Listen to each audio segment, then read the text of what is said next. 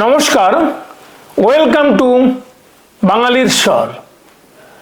তালেবান সাংবাদিক বৈঠকে মহিলা সাংবাদিক নিষিদ্ধ ভারতে। এই পর্বটি সভ্যতা রক্ষায় ধর্মযুদ্ধ, সনাতন ইহুদি খ্রিস্ট ধর্ম ভার্সাস ইসলাম এই আলোচ্যের দ্বিতীয় পর্ব। আফগানিস্তান তালেবান সরকারের ভারপ্রাপ্ত পররাষ্ট্রমন্ত্রী আমির খান মুত্তাকি ভারতে এসেছেন ভারতের সঙ্গে কূটনৈতিক সম্পর্ক বাড়াতে, দুই দেশের দ্বিপাক্ষিক সমস্যা সহযোগিতা নিয়ে আলাপ করতে। কারণ ভারত 2021 সালের পরে তালেবান সরকার যখন ক্ষমতা গ্রহণ করে তখন ভারতের দূতাবাস বন্ধ করে দেয়। এখন ভারত সরকার ধীরে ধীরে তার পরিবর্তন ঘটাচ্ছে। ভারত সরকার আফগানিস্তানে তাদের দূতাবাস খুলতে চায়। এ নিয়ে পররাষ্ট্রমন্ত্রী এস জয়শঙ্করের সঙ্গে আমির খান মুত্তাকি শুক্রবার বৈঠক করেন এবং সেই বৈঠকের পর আফগানিস্তানের যে এমবেসি ভারতে রয়েছে সেখানে একটা প্রেস ব্রিফিং করেন, সাংবাদিক বৈঠক অনুষ্ঠিত হয়, যেখানে ভারতের পররাষ্ট্র দপ্তরের কোনো প্রতিনিধি ছিল না, ভূমিকাও ছিল না, যেটা আফগানিস্তানের সরকার অ্যারেঞ্জ করে। আশ্চর্যজনকভাবে এই সাংবাদিক বৈঠকে কোনো মহিলা সাংবাদিক ছিল না, কারণ মহিলা সাংবাদিক আমন্ত্রিত হয়নি। শুধু পুরুষ সাংবাদিক আমন্ত্রিত হয়েছে, তারাই প্রশ্ন করেছে, তারাই প্রশ্নের উত্তর শুনেছে। এটা অবশ্যই ন্যাক্কারজনক, ডিসক্রিমিনেটরি। কারণ তালেবান সরকারের এ ধরনের আচরণ আজ 2025 সালে মেনে নেওয়া সম্ভব নয়। এটা সম্পূর্ণ ডিসক্রিমিনেটরি। মহিলা সাংবাদিকরা সেখানে উপস্থিত থাকতে পারবেন না, এটা ভীষণভাবে সমালোচনার দাবি রাখে, কিন্তু সেটাই হয়েছে। এ নিয়ে দেশ বিশ্বে তোলপাড় শুরু হয়েছে। বিবিসি, ইন্ডিয়ান মিডিয়া এটা ফলাও করে প্রচার করেছে। এ নিয়ে আউটরেজ শুরু হয়েছে। ভারতের বিভিন্ন রাজনৈতিক দল যারা স্পোক্স পারসন তারা এ নিয়ে সমালোচনা করেছে তালেবান সরকারের অ্যাজ ওয়েল অ্যাজ ইন্ডিয়ান গভর্নমেন্টের। কি বলেছে? কংগ্রেসের পি চিদম্বরম বলেছেন যে journalist, I am shocked that women journalists were excluded from the press conference addressed by Amir Khan Muttaqi of Afghanistan. In my personal view, the male journalist should have walked out. অর্থাৎ তিনি বলতে চেয়েছেন তিনি ভীষণভাবে হতাশ এবং যারা পুরুষ সাংবাদিক ছিল তাদের সেখান থেকে বেরিয়ে আসা উচিত ছিল। এরপরে এডিটর্স গিল্ড অফ ইন্ডিয়া তারা বলেন this act is highly discriminatory এবং এটা হওয়া উচিত হয়নি, এটা লিঙ্গ বৈষম্য প্রদান করে। এরপরে কংগ্রেসের রাহুল গান্ধী সরাসরি প্রধানমন্ত্রীকে অ্যাটাক করেছেন। তিনি বলেছেন when you allow the exclusion of women journalists from a public forum, you are telling every woman in India that you are too weak to stand up for them. প্রধানমন্ত্রীকে অ্যাটাক করেছেন যে আপনি ভীষণ week ওমেনদের জন্য। এরপরে এটাই প্রমাণ করে যে যেহেতু মহিলা সাংবাদিকরা তালেবান গভর্নমেন্টের প্রেস ব্রিফিংয়ে অ্যাবসেন্ট, ফলে এটাই প্রমাণ করে যে আপনি মহিলাদের জন্য ভীষণভাবে উইক, তাদের ভাগ্যের উন্নতি করার জন্য। এরপরে তিনি আরো বলেন যে এটা নারী শক্তির অবমাননা, কারণ মোদী সরকার, প্রাইম মিনিস্টার বারবার নারী শক্তির আপগ্রেডের কথা বলে থাকেন, সেজন্যই তিনি বলেছেন এটা নারী শক্তির ভীষণভাবে অপমান। এরপরে প্রিয়াঙ্কা গান্ধী বলেছেন prime minister should clarify the incidents, কেন তালেবান সরকার এই ঘটনা ঘটালো। অন্যদিকে মহুয়া মৈত্র, যিনি তৃণমূল কংগ্রেসের এমপি, তিনি বলেছেন government has dishonoured every single Indian women by allowing the Taliban minister to exclude women journalists from the presser. Shameful bunch of spineless hypocrites.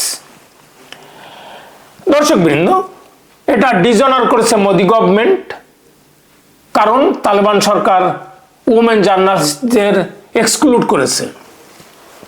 এখন প্রশ্ন হচ্ছে যে তালেবান সরকার কেন এই ওমেন জার্নালিস্টদের এক্সক্লুড করলো।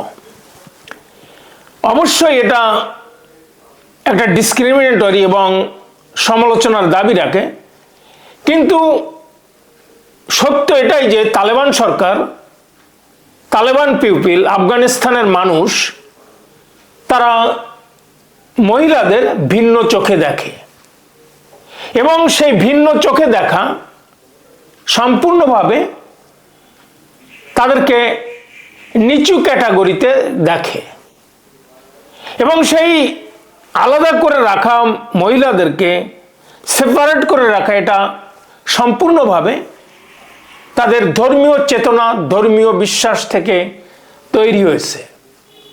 এই বিশ্বাস তৈরি হয়েছে তাদের শরিয়া ল কিংবা হানাফি ইসলাম যে ল তৈরি করে দিয়েছে, সেই ল থেকে তাদের এই ডিসক্রিমিনেটরি অ্যাটিটিউড টুয়ার্ডস ওমেন।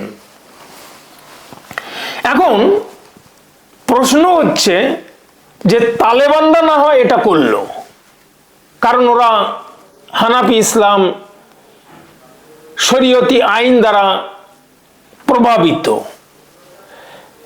যে শরিয়া আইন দ্বারা তারা প্রভাবিত, আজকে মহিলা সাংবাদিককে নিষিদ্ধ করলো আফগান প্রেস ব্রিফিংয়ে, ঠিক একই শরিয়া ল এই কংগ্রেস, তৃণমূল কংগ্রেস, সমাজবাদী পার্টি, অন্য সিপিএম পার্টি, এরাই ইন্ডিয়াতে বলবৎ করতে চায় এই শরিয়া ল। এরাই ট্রিপল তালাকের এগেনস্টে ছিল। মোদী সরকার যখন ট্রিপল তালাক ব্যান করে, তখন এরাই ট্রিপল তালাকের ফরে ভোট দিয়েছিল ট্রিপল তালাক রাখার জন্য। পৃথিবীতে বহু দেশে, মুসলিম কান্ট্রিতে ট্রিপল তালাক ব্যান হয়েছে। ইভেন বাংলাদেশে 22 বছর আগে ট্রিপল তালাক ব্যান হয়েছে।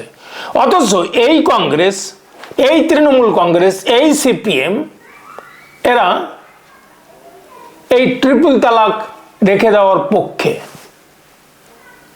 এই রাহুল গান্ধী কংগ্রেস, এরাই শরিয়া ল রাখতে চায়। এরাই ইউনিফর্ম সিভিল কোডের এগেনস্টে।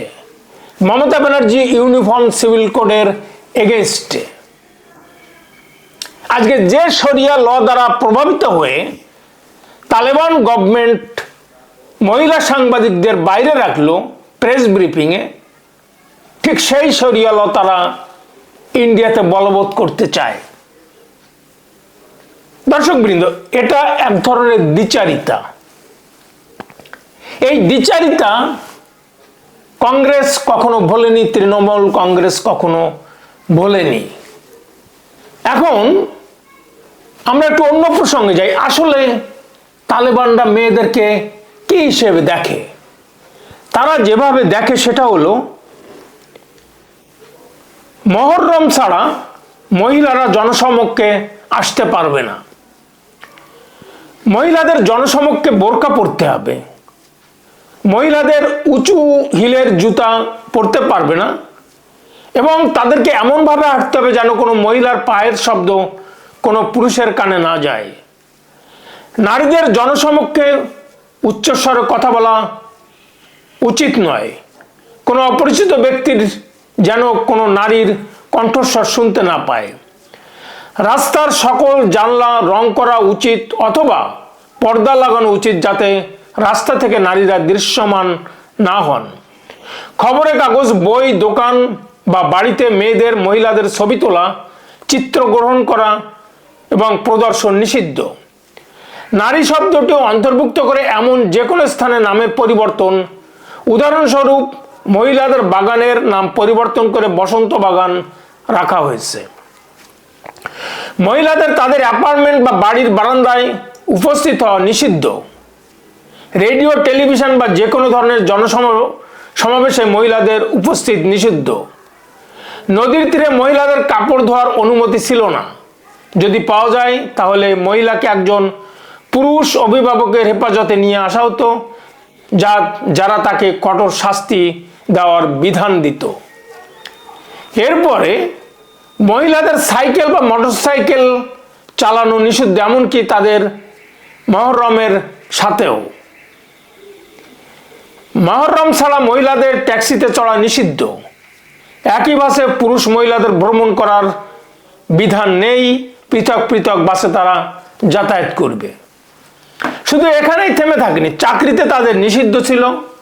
হায়ার সেকেন্ডারি স্কুলে তারা যেতে পারবে না। শুধু পুরুষরাই রাজনীতি করবে। কম্বাইন্ড স্কুল চলবে না। ডাক্তাররা মেয়েদের গায়ে হাত দিতে পারবে না। বাল্যবিবাহ চলবে। নারীরা দাস হিসেবে আচরণ করবে। প্রকাশ্যে নারীর অপরাধের জন্য বেত্রাঘাত হবে। কোনো দর্জি মেয়েদের গায়ে যদি হাত দেয় তাহলে তার কারাদণ্ড হবে। এগুলি ছিল তাদের দৃষ্টিভঙ্গি মেয়েদের প্রতি। এটা সভ্য জগতে বেমানান। আজ 21st সেঞ্চুরি। মেয়ে এবং পুরুষদের এই লিঙ্গ বৈষম্য ইসলাম যারা বিশ্বাস করে, পার্টিকুলারলি এই তালেবান এবং ফ্যানাটিক্সের সঙ্গে যারা জড়িত, মোল্লা, মসজিদ, মাদ্রাসা দিয়ে যারা পরিচালিত হতে চায়, তাদের ভিতরে এই শরীয়তি ল বিদ্যমান। মেয়েদের প্রতি যে লিঙ্গ বৈষম্য, ডিসক্রিমিনেটরি ব্যবহার, সেটা হরহামেশাই দেখা যায়। কারণ তালেবান সরকার চলে হানাফি ইসলাম ল দ্বারা। এই হানাফি ইসলাম এটা হলো সুন্নি আইডিওলজির 4টে স্কুলের ভিতরে একটি। এই ল, হানাফি ইসলাম বা ল, এটা এসেছে কোরআন এবং হাদিস থেকে, মেইনলি হাদিস থেকে। কারণ কোরআনে এমন কোনো কথা লেখা নেই যেটা কিনা মহিলা সাংবাদিকদের তালেবান সরকার থেকে এক্সক্লুড করে রাখা যায়, বা মহিলা সাংবাদিকের প্রেসেন্সে তালেবান সরকার যদি কোনো বক্তব্য রাখে তাহলে সেটা অবৈধ, ধর্মীয় ভাবাবেগ দ্বারা তাড়িত বা ধর্মীয় ভাবাবেগে আঘাত হতে পারে, এমনটা কোথাও লেখা নেই। হাদিসে আছে কিনা আমি জানি না, কিন্তু তারা যে কোরআন অনুশীলন করে, আমি বলবো অবশ্যই তারা কোরআনকে ভিন্নভাবে ব্যাখ্যা করেছে। কোরআনের যে কথাবার্তা লেখা আছে, তারা যেটা পড়ে বুঝেছে সেটার ভিতরে ভুল বা গলদ রয়ে গিয়েছে। হ্যাঁ, কোরআনে লেখা আছে যে সেখানে হয়তো সম্পত্তির ভাগ করা আছে, অথবা কোরআনে লেখা আছে সূরা নিসা পারা 5 আয়াত 34। এই কোরআনের এখানে লেখা আছে পুরুষেরা নারীদের উপর কর্তৃত্বশীল, কারণ আল্লাহ তাদের কতককে কতকের উপর শ্রেষ্ঠত্ব দান করেছেন। তারপর আরো একটা দেখি, তিনি যে সম্পদের ভাগ করেছেন সেটা হলো আল্লাহ তোমাদের সন্তানদের সম্পর্কে তোমাদের আদেশ করেন এক পুত্রের অংশ 2 কন্যার অংশের সমান। এরপরে লেখা আছে আল বারাকা, সূরা আল বারাকা, আয়াত 223, পারা 2, রুকু 28।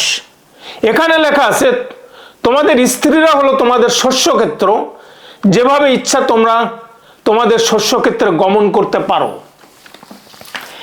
এ ধরনের যে ব্যাখ্যা তারা করেছে এটা সম্পূর্ণ ভুল ব্যাখ্যা। এখানে তাদের কাছে মনে হয়েছে যে কোরআন তাদের শিক্ষা দিয়েছে মেয়েদেরকে আলাদা দৃষ্টিতে দেখার, কিন্তু এর পুরো ব্যাখ্যাটা তারা কখনো বোঝেনি, করেনি নিজেদের স্বার্থে। কারণ মেয়েদেরকে তারা দাসত্ব করে রাখতে চায়, এটাই তাদের মূল উদ্দেশ্য।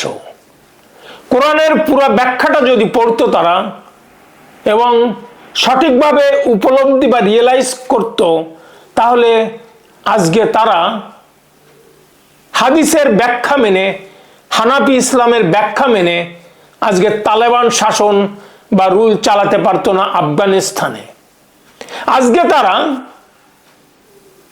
আমির খান মোত্তাকির যে প্রেস ব্রিফিং, সেখান থেকে মহিলাদেরকে ব্যান করতে, নিষিদ্ধ করতে পারতো না।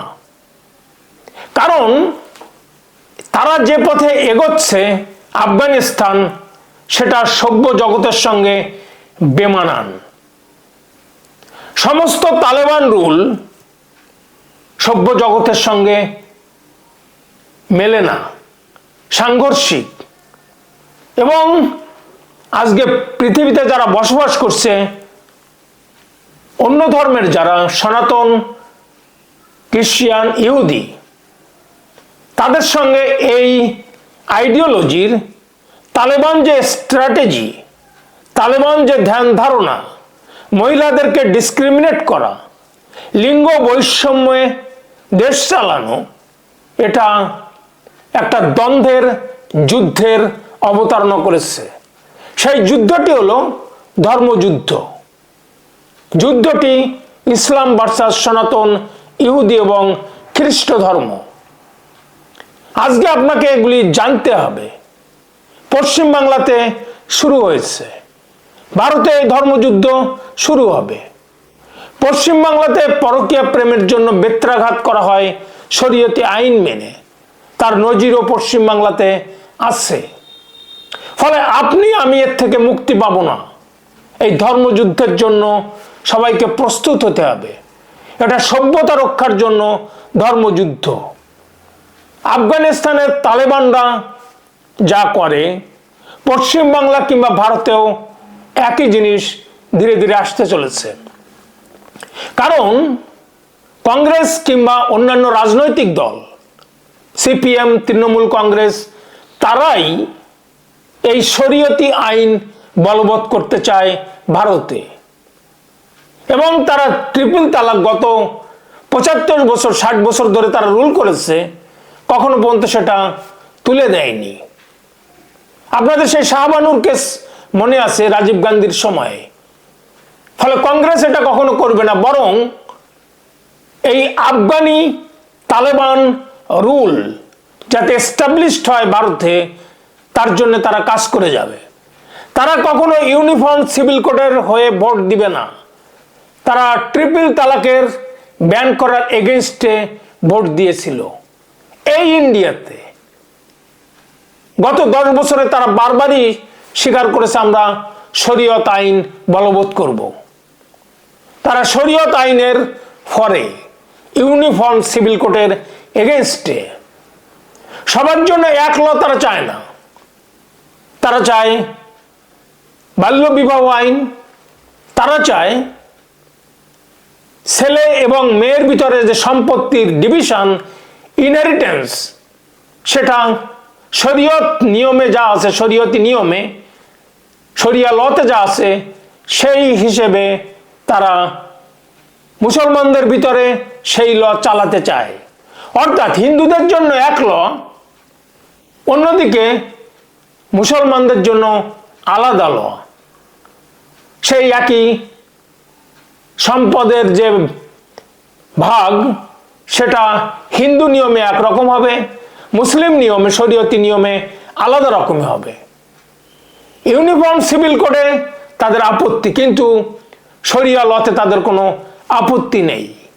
অ্যাকচুয়ালি সত্য কথা যেটা হলো, তালেবান যা বিশ্বাস করে এদেশের কংগ্রেস, সিপিএম, তৃণমূল কংগ্রেস একই কথা বিশ্বাস করে। দর্শকবৃন্দ, আপনারা এই ধর্মযুদ্ধ আসছে, প্রস্তুত হন, মানসিকভাবে গড়ে উঠুন। আজ এ পর্যন্তই। ভিডিওটি ভালো লাগলে বাঙালিশ্বর চ্যানেলটি সাবস্ক্রাইব করে পাশে থাকা বেল আইকনটি প্রেস করুন, সাথে একটা লাইক দিয়ে কমেন্ট বক্সে কমেন্ট লিখুন, এবং আপনাদের একটা সাবস্ক্রিপশন 1 সেকেন্ড, কিন্তু আমার জন্যে ওই একটা সাবস্ক্রিপশন উৎসাহ, উদ্দীপনা, অনুপ্রেরণা। আর দেখতে থাকুন, শুনতে থাকুন বাঙালির স্বর, আপনার স্বর। ধন্যবাদ।